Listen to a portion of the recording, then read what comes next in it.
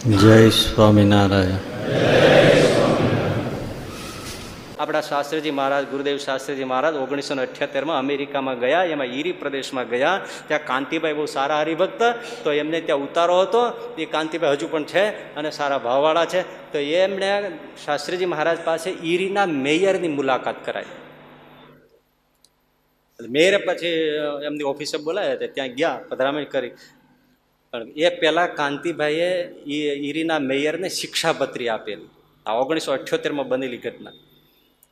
તો શાસ્ત્રી મહારાજ બેઠા, પૂજન થયું, વાતચીત થઈ.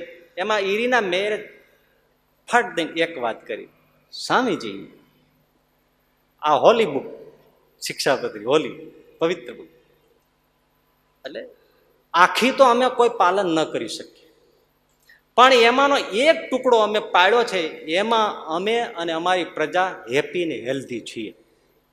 એટલે સ્વામી કે એવો કયો?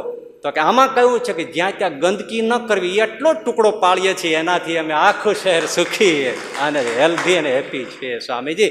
તો એક ટુકડો પાળવાથી અમે આટલા સુખી હોઈએ, તો આખી શિક્ષાપત્રી હોલી બુકનું પાલન કરે એને તો ભગવાન સ્વામિનારાયણ કેટલું આપતા હશે. આને અધ્યયન કર્યું કહેવાય, આને મનન કર્યું કહેવાય. આપણે તો વાંચતા જાય છીએ ને પાછું અવળું કરતા પણ જાય છીએ. તો એ અધ્યયન નહીં, તો એ પીધું જ નથી ને, અધ્યયન જ કર્યું નથી. અધ્યયન કોને કહેવાય? પોતાનું બનાવી લેવાનું, એને અધ્યયન કહેવાય.